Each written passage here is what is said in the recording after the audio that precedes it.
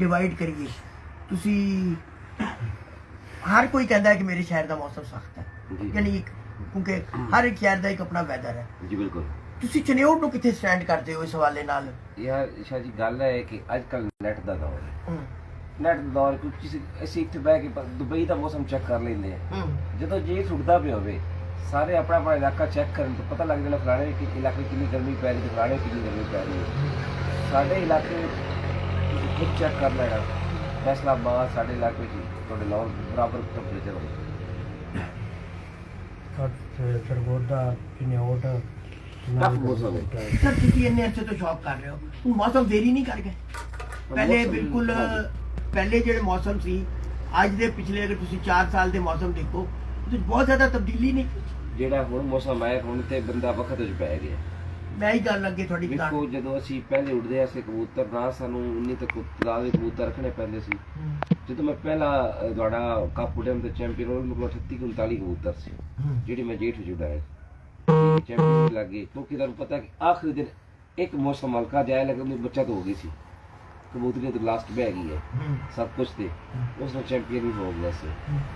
ਹੁਣ ਕੋਈ ਪਤਾ ਨਹੀਂ ਲੱਗਦਾ ਔਰ ਮੇਰੇ ਸਿਰ ਦੋ ਕਬੂਤਰ ਮੈਂ ਸੁਣ ਦੋਨੋਂ ਰਾਤ ਸਾਹਮਣੇ ਆ ਗਏ ਆ ਹੁਣ ਸ਼ਾਹ ਜੀ ਕੋਈ ਪਤਾ ਨਹੀਂ ਲੱਗਦਾ ਬੈਕ ਵਾਲੀ ਫੜਕ ਤੇ ਕੀ ਬਣਦਾ ਹੈ ਬਾਜ਼ੀ ਵਿੱਚ ਕੀ ਬਣਦਾ ਹੈ ਤੇ ਪਹਿਲੇ ਕੀ ਬਣਨਾ ਹੈ ਇਹ 4 ਸਾਲਾਂ ਤੋਂ ਅਜੀਬ ਮੌਸਮ ਹੋ ਗਿਆ ਮੈਂ ਯਾਨੀ ਕਬੂਤਰ ਨੂੰ ਸੰਭਾਲਣਾ ਮੁਸ਼ਕਿਲ ਨਹੀਂ ਹੋ ਗਿਆ ਕਬੂਤਰ ਜ਼ਾਇਆ ਬਹੁਤ ਹੁੰਦੇ ਕਬੂਤਰ ਦੇਰ ਤੱਕ ਨਹੀਂ ਰਹਿ ਸਕਦੇ ਕਬੂਤਰ ਦੇਰ ਤੱਕ ਨਹੀਂ ਰਹਿ ਸਕਦੇ ਜਿਹੜੀ ਕਬੂਤਰ ਅੱਗੇ ਕਬੂਤਰ ਹੁਣ 4 5 ਸਾਲ ਵੀ ਕਢਾ ਜਾਂਦੇ ਆ ਹੁਣ ਇਹ ਕਬੂਤਰ ਇਸ ਸਾਲ ਉੱਡ ਗਿਆ ਹੋ ਸਕਦਾ ਇਸ ਸਾਲ ਹੀ ਗਿਆ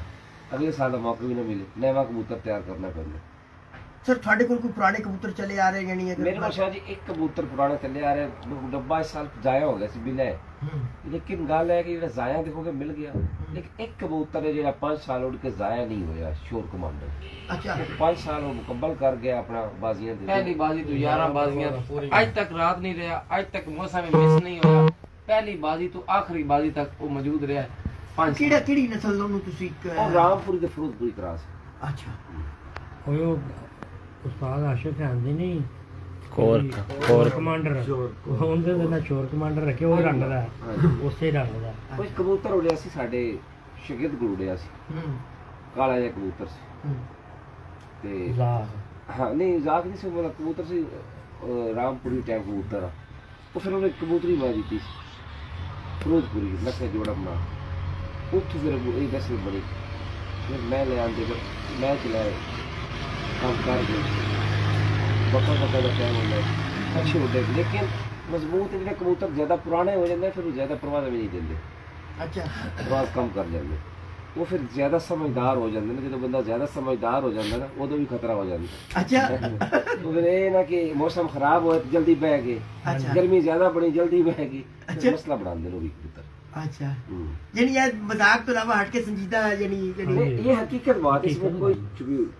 छुपी नहीं है गलत बात नहीं है जो कबूतर पुराने हो जाते हैं ना ज़्यादा वो खुसरी हो जाते हैं हल्का सा भी मौसम खराब हो तो दौड़ आते हैं घर को ये मेरा कबूतर जो है ना ये कैदी नंबर 804 इनमें ये काम है क्योंकि इसके पर नहीं है जेठ में हम इसको कम उड़ाते हैं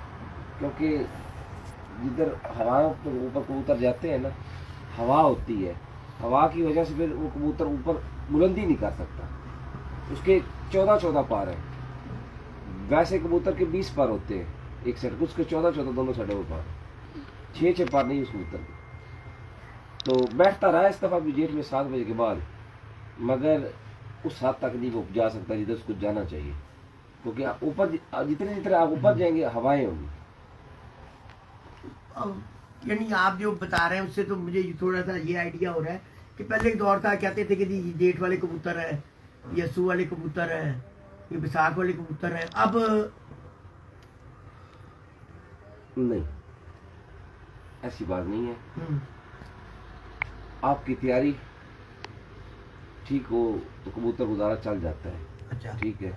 जो मुसलसल कबूतर अस्सू में लाइटों में बैठते हैं वो कबूतर अच्छे होते तभी बैठते हैं मुसलसल कबूतर अच्छे तरीके से अच्छे स्टाइल से उड़ते हैं तो वो कबूतर अच्छी होती तभी बैठते हैं वो पुराने सासा से पूछते तो कहते थे कि जी अस्सू वाले ने जेठ वाले नहीं ने मतलब अगले सादा दा कब होता है जेठ विच 10 11 9 वाला बवे कह जी अस्सू वाला हाँ ये चला लिया लेकिन अस्सू वाले कबूतर लोग अच्छे उड़ाते हैं कि रोजाना रात करनी है रोजाना रात करनी है यानी अब कॉन्सेप्ट बदल गया मेरे कहने का मकसद ये था कि पहले ये नहीं खत्म की अगर आप पुराने उस्तादों से या उनकी